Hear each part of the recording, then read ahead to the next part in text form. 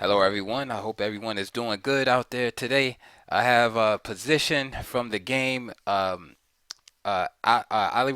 Firouzja, uh, with the white pieces, and with the black pieces, Grandmaster from Russia, or formerly from Russia, Sergei Tiviakov. So why am I showing this end game? Well, this is going to be the first part of like a little series because I am going to be going into some more detail about Sergei Tiviakov.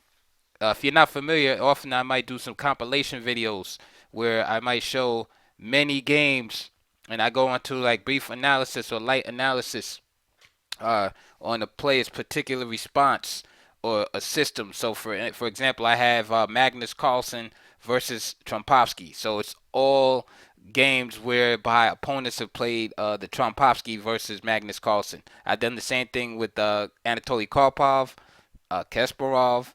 I have Albin Counter Gambit according to Alexander Morozevich. These are all videos on my channel. So Sergei Tiviakov, if you don't know who he is, again, he has the black pieces. Uh, he's a renowned specialist in the Scandinavian defense. If you don't know what that is, that starts after the move e4. Then black plays the move d5. So it's kind of been frowned upon for a few hundred years as not being sound, etc., etc.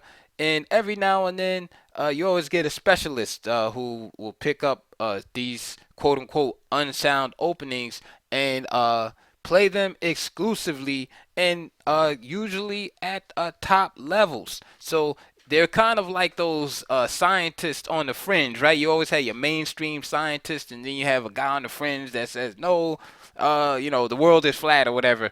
And so it's kind of like that in chess, right? You have the main chess theory and how it should be played, and most of the top grandmasters will stick to your, Sicilian, Queen's Gambits, your mainline openings like that. But every now and then you'll get a grandmaster who, to the delight of the fans, of course, will pick one of these openings that isn't supposed to be too good, right? We all loved it when we saw a lot of Nimzo, Larson attacks being played, right, by Jobava, right? When he was playing B3 and things like, we always love to see these type of things. So Tiviakov is a specialist in Scandinavian and played for many, many years. So I'm gonna be doing a compilation video at some point soon, going over many, many Tiviakov's games, both wins and losses. Okay, we're just showing his results, and recently, last couple of years, he hasn't been playing it too much. He's basically been playing it against weaker players. I would say like 2400 and lower. And every now and then, you might see a game versus a GM. He had admitted himself that he didn't feel it was good enough for him to play anymore. Right? Basically, they found too many holes in it. It's a particular variation, but that's for another time. Um, so that's who Sergei Tivyakov is. He's a Russian grandmaster, um, born in 1973, international master 1990, grandmaster 1991. Then he moved to Holland, um, where he won the Dutch championship 3 times. Okay, so strong grandmaster, well-known theoretician. Uh, and here in this position, he's playing black, which is coming down toward the bottom of your screen, right in this direction. Right, so black is coming down. With the white pieces, unless you've been under a rock in the chess world, everybody knows who the young Alireza Firouzja is. But just to give a brief update, 16 years old right now, born in 2003. Actually, his birthday's coming up soon, June 18th. Um, he's from Iran, right, but now lives in France. All right. Um, he won the Iranian Chess Championship at only 12 years old. He's the second youngest grandmaster to reach 2,700. Who's the first? Okay, it's Wei Yi, in case you didn't know that. But he's the second youngest. becoming a GM at 16 years old. Um, and his claim to fame is basically defeating besides being a prodigy, of course, is defeating Magnus Carlsen in the banter, what is the banter blitz on chess 24 by the score of 8.5 to 7.5. But then later on, he played Magnus in the rapid game, and Magnus got his revenge by beating him in 2.5 to 1.5. So, and also in January, before this COVID stuff started, Firouzja competed in the Tata Steel tournament where he came in ninth place. But again, for a young 16-year-old, it's more important to get the experience in that top level. So it wasn't like he was coming in and gonna win the tournament, right? So getting that experience, being 16, having all this time to develop, uh, the future is very bright for him. All right, so getting to this position, what is going on here? We can see that Firouzja is going up the board, and he just wants to promote one of these pawns, right? This is one of those funny endings here. Um, oh, by the way, it's white to move. So this is one of those funny endings. Firouzja has his two pawns, and he just wants to promote one of them and win the game. So obviously, white is better. Um, all Tiviakov has is this pawn, which he, of course, is wants to promote or at least use as a decoy as best as he can. So black is definitely worse here and on the defensive. So it's a matter of finding some good moves on a more or less a good defensive strategy. It's very hard to calculate a position like this, so it's kind of good to try to go on a general understanding. So my general approach to this type of position would be, without intense calculation, would be to use this pawn as a decoy. It's a pass pawn. I can't just drop the pawn. So if I'm gonna lose this pawn, I want to lose it for this pawn or this pawn. In other words, I need to get something for it. I can't just drop this pawn. Okay. The other idea is to use the pawn as a decoy, push it as far as possible, which would force white to use a piece, either the knight or the king, to attend to it. Okay, so while one of these pieces is gone, attending to the job of stopping this H pawn, I can capture this pawn with the king or bishop, and I can capture the other pawn also. So that's basically black's job in a nutshell. All right. And so with that in mind, black basically has to try to make sure that his moves are tactically sound. All right. Of course, it's white's job to make sure this pawn doesn't become a distraction and to facilitate the promotion of one of these uh, pawns here. So with the king already in front of the c pawn, it seems easier to move this knight and promote this pawn. Okay, so for example, create a situation whereby, and this is all general ideas. Create a situation whereby white can stop this pawn from advancing, right? But be out of the way and help assist in the promotion of this pawn. Okay. So with those ideas in mind, let's see how both players' plans worked out. So of course, uh, Alireza defended this pawn, right? So black just doesn't capture it. So king d4, that's reasonable. All right. Immediately, Tiviakov starts racing. h5, and now knight e4. So the knight gets out of the way of the pawn so that the pawn can push, and also it prepares itself defensively to stop the advance of this pawn. Okay, so h4, and there you go, knight g5. So Firouzja stops the further advance of the pawn, but at the same time, he's facilitating the advance of this pawn. This king is tied up here. The king can't stop both pawns, so the bishop must be able to stop this pawn. That's the bishop's job right now. Okay, so both players' plans are working pretty good here because um, Tivikov has created a situation where the white knight is kind of stuck there. He has to keep an eye on that pawn. All right. This allows this bishop to be free to guard this square on f7 because eventually the pawn is going to have to uh, push past f7 in order to become a queen. Okay, so white's problem is how can I push this pawn without the bishop just simply sacrificing itself, right? Because this knight is kind of stuck here. So um, if white pushes the pawn, the bishop will sacrifice itself. The knight um, will capture, and then this pawn will come down and become a problem. And if the king leaves, of course, then black will just capture and it'll be a draw. Again, with these ideas in mind, bishop b3, right? What else? You gotta guard the promotion squares. f6, and now king d7. Very, very strong move here by Tiviakov, who is a good endgame player, by the way. So king d7. So what's the idea behind king d7? Well, he has to get near this pawn of what we call in the square, stay in the square of this pawn. So he moves over. The idea here is that say if he just does a move like bishop a2, f7, as we talked about, that's forced. Knight takes f7 and now h3, but check it out. The check allows white the time to get back and stop this pawn.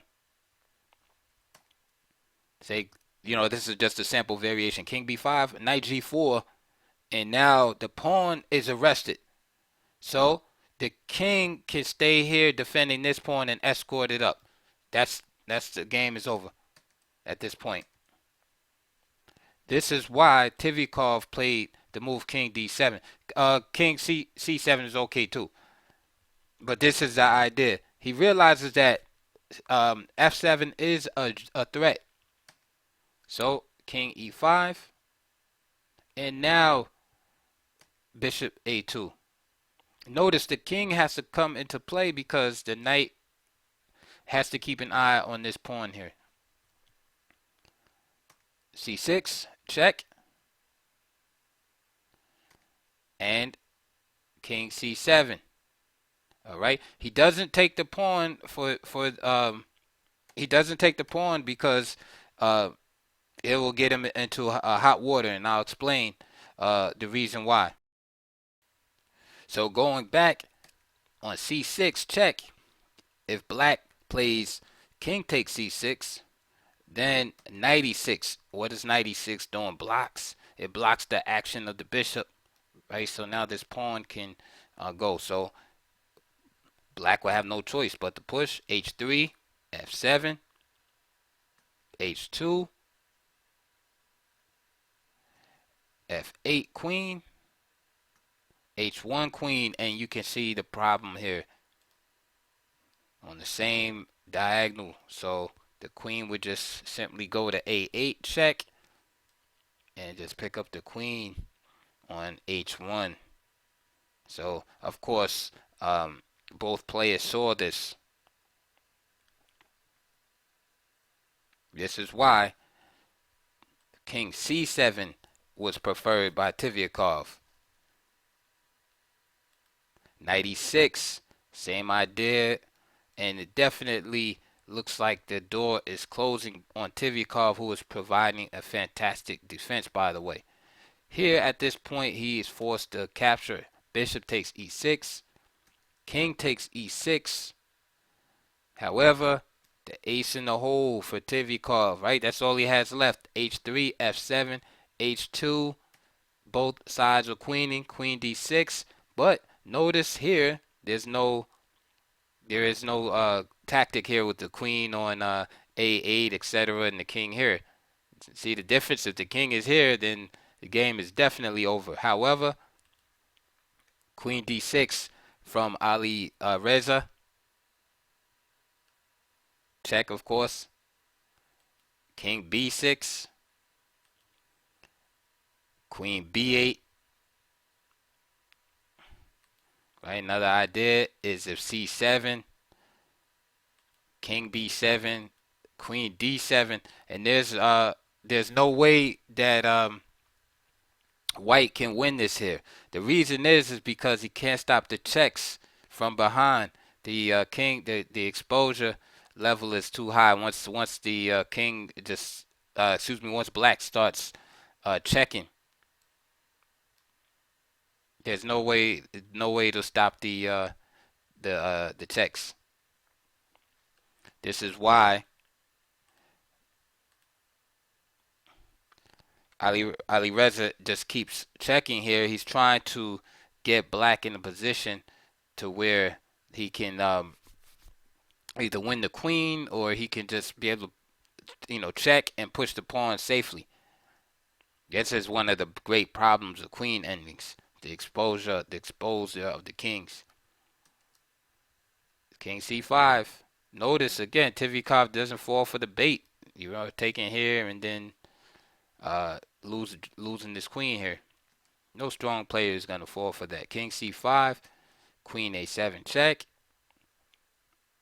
King B5, C7, and so this is where the checks start coming in. Queen E4 check, King D7, Queen F5 by Tiviakov, King D8, Queen F8, and at this point the players agreed to a draw here.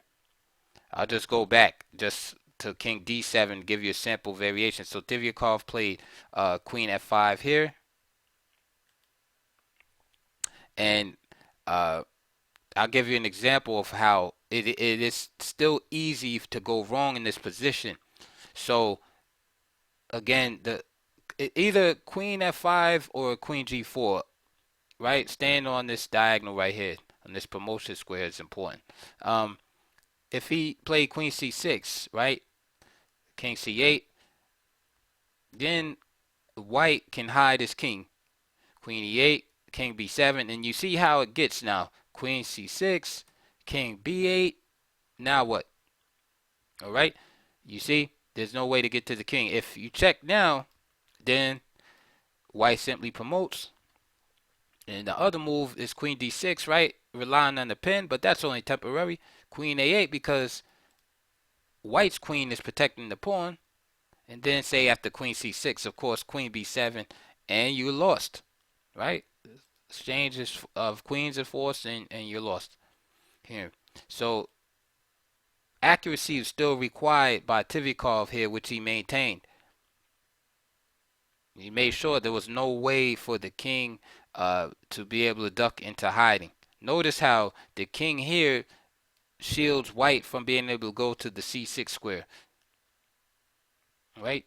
The king acts as a shield on these squares, and the Black queen guards the keeps the White king from ducking in and getting behind on the other side of this pawn to the B file. So again, you can see the difference here. See, once the king gets a little shelter, that's all he needs is maybe one or two moves, and that's it. So Tiviakov does a good job of making sure that doesn't happen, and he keeps him on this side of the fence, so to speak. Right? He keeps him on this side of things, the king. Again,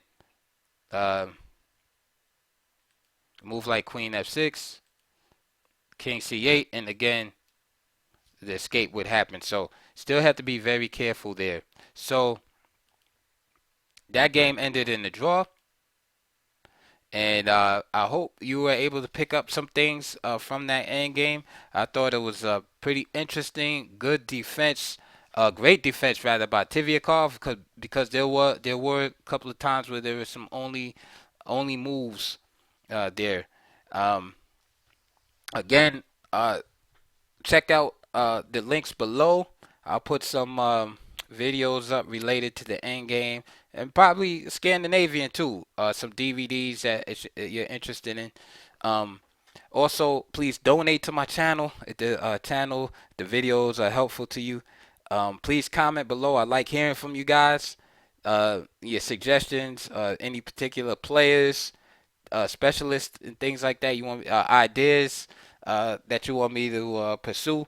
But I am going to be showing another some more end games with Tiviakov. I find him a very fascinating, unique player. I find players that are specialists in general very unique because they just decide they're gonna go their own way.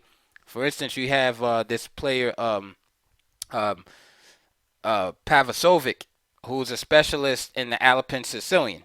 Right, he has many, many, many games where he just plays, E4, C5, and C3, and he's a specialist 2600 2650. And I am a big advocate of finding a guru in chess. You find a player that you kind of like his style and his repertoire, and you follow that player and you make their repertoire yours.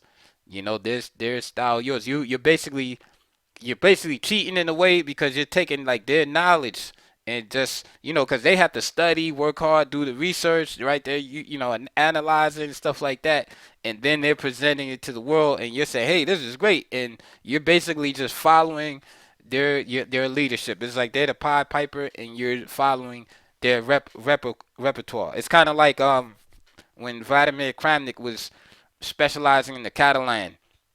He like revived these openers of the Berlin defense, right? You find someone that's just the world beater in that particular system, and then you follow their game. So Tiviakov is one of those players that is very fascinating to me. I never was interested in Scandinavian per se, but I respect the grind of it. That he took this opening that not many players are interested in, and he kind of like push the theory along in it. So we're gonna be doing like a compilation video, and I'm gonna name it the Scandinavian Defense according to Tiviakov. So I hope you enjoyed that. Oh, also remember to like, subscribe, all that good stuff. It helps push the videos up in the algorithm on YouTube. I'm also on Live Chess, same name as here, Chess Audiobooks. I only play bullet games because I get paranoid about people using computers and stuff, so I don't like playing long games online, right? Because I don't want to be playing a 1200 player and then all of a sudden he's playing like Kasparov, in the long 30-minute game. So I find like 1 minute games a little bit better, and they're fun. Um, so I'm on Live Chess, same name here, so you could hit me up there anytime you want to play. And also, I'm on Twitter, also same name, Chess Audio Books, right? So check me out there. Um, and I hope everyone is well and hanging in there. And I will see you guys shortly on the next video.